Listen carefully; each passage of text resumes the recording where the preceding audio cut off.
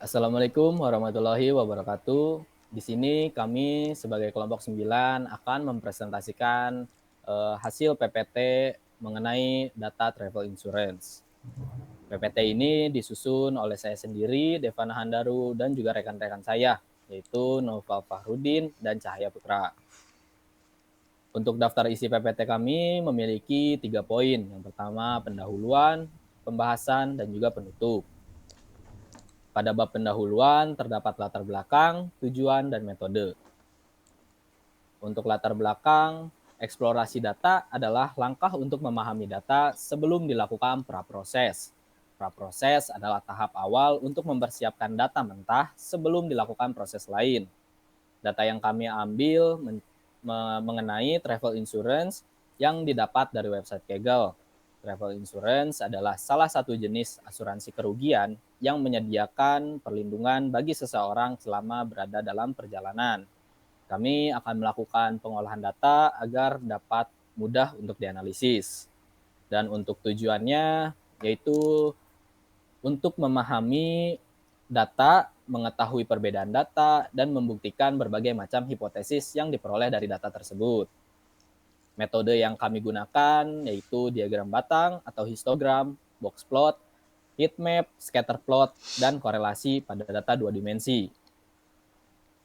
Untuk selanjutnya akan dipaparkan oleh rekan saya Noval. Untuk Noval saya persilahkan. Baik, terima kasih. Selanjutnya saya akan memaparkan mengenai atribut data. Atribut data yang ada pada dataset travel insurance ada 11 variabel. Lalu dilakukan 48.260 hasil observasi. Atribut data yang ada pada dataset travel insurance antara lain yang pertama ada agency. Agency merupakan nama perusahaan yang ada di dataset travel insurance. Kemudian yang kedua ada agency type.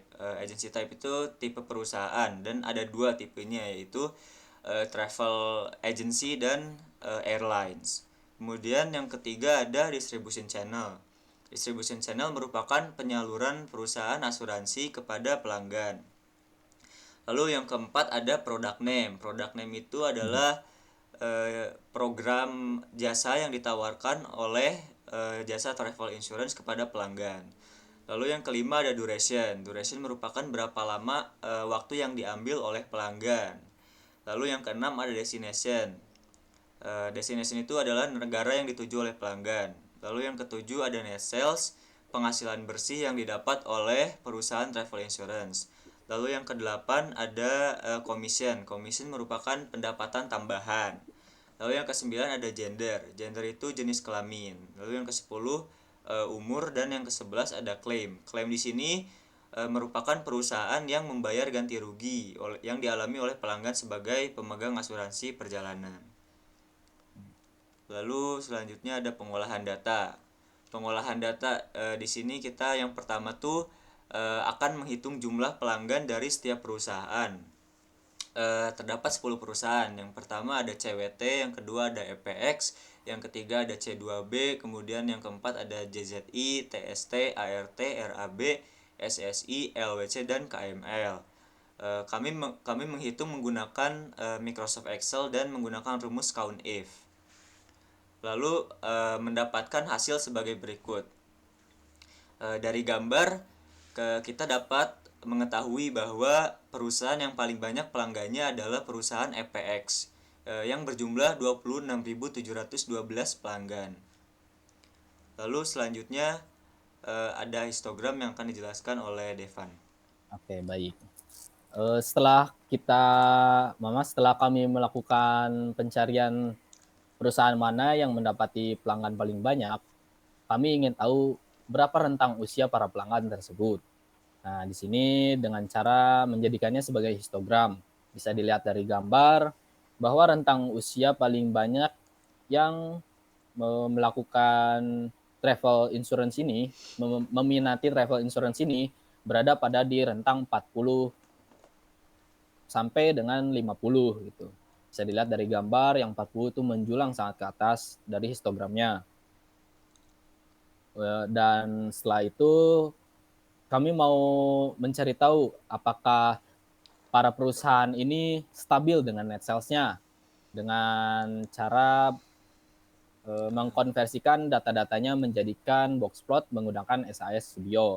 Bisa dilihat dari sini bahwa perusahaan yang paling stabil dan tidak mengalami kerugian dan tidak memiliki pencilan yang terlalu jauh terdapat di perusahaan ADM dan juga LWC.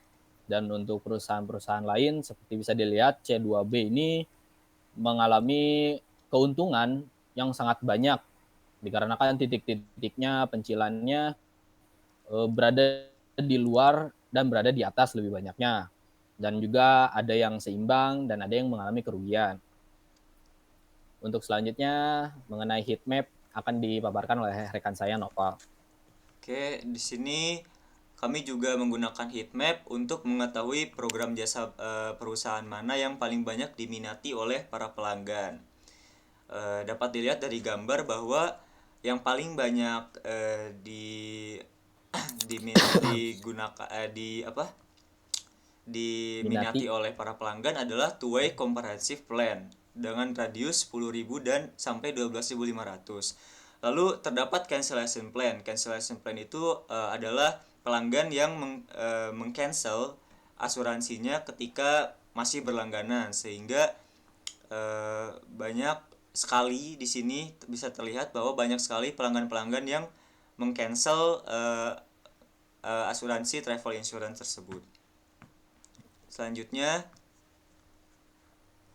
ada apa ini teh scatter plot yang akan Scatter plot. dijelaskan oleh Devan.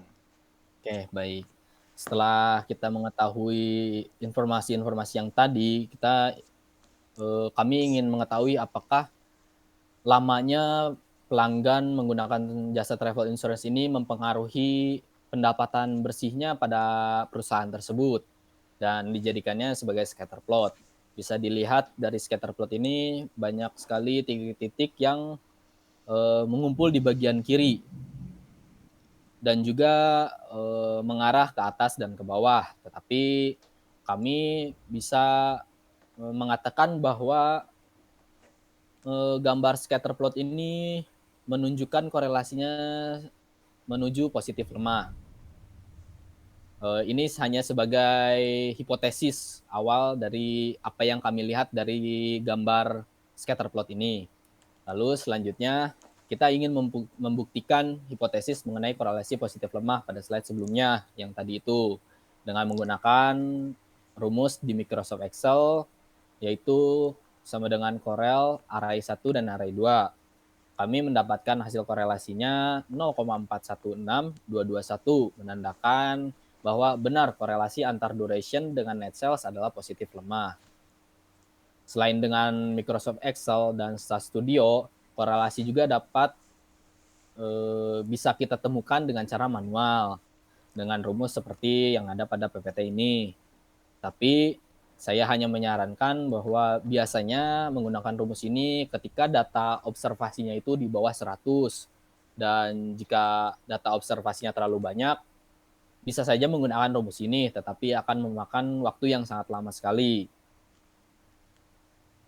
Dan untuk kita mengetahui korelasinya itu negatif kuat, negatif lemah, atau positif kuat, itu dengan gambar ini yang sudah tersedia. Kita bisa lihat dari negatif 1 menuju ke negatif 0,5, ini merupakan negatif kuat. Dan dari negatif 0,5 menuju 0, negatif lemah.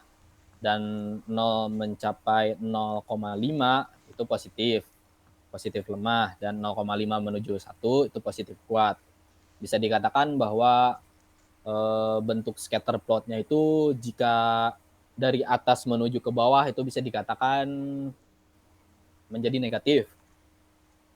Dan kalau dari bawah menjadi menjulang ke atas itu bisa dikatakan positif.